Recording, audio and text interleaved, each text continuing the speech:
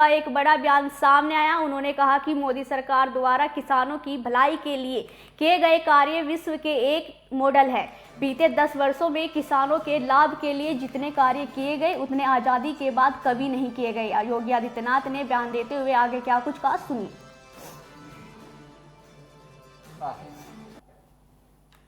कि अलग अलग क्षेत्र में कार्य करने वाले किसानों को यहां पर सम्मान किया गया। कृषि वैज्ञानिकों को भी सम्मान दिया गया। किसानों को प्रदेश सरकार के स्तर पर मुख्यमंत्री कृषक सम्मान योजना के अंतर्गत 11 ट्रैक्टर भी दिए गए। यह जितने भी कार्य डबल इंजन की सरकार के द्वारा आज प्रधानमंत्री मोदी जी के नेतृत्व में लिए जा रहे हैं, इसके पीछे का एक ही हेतु है जो चौधरी साहब कहा करते थे कि अगर किसान गरीब होगा तो भारत अमीर नहीं हो सकता।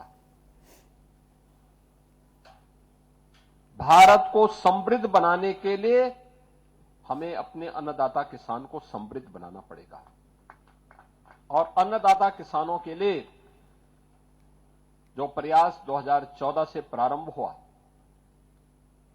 वह अभूतपूर्व है, अभिनंदनीय है।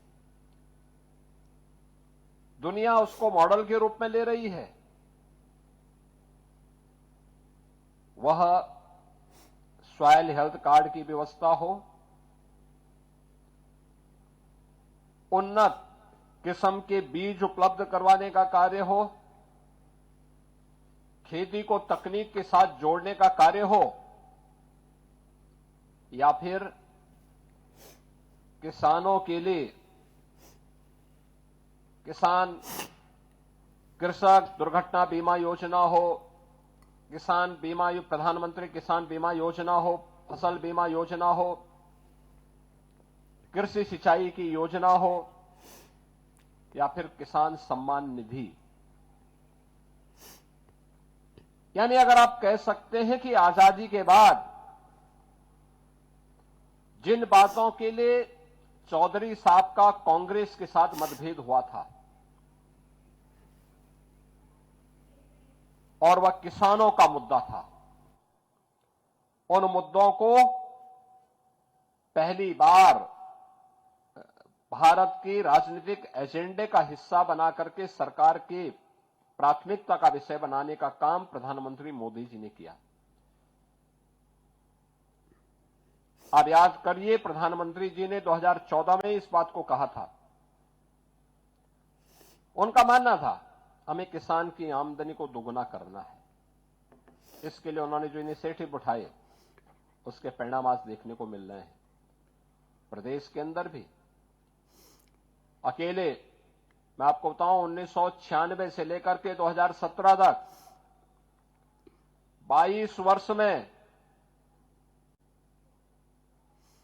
प्रदेश के अंदर कुल 95,000 करोड़ रुपए गन्ना किसानों के खाते में गया था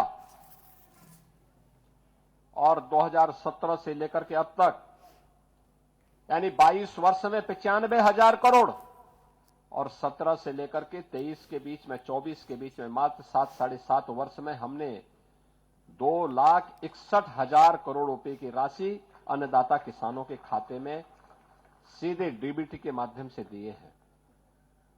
ये केवल गन्ना किसानों की बात मैं कर रहा हूं, तो मुझे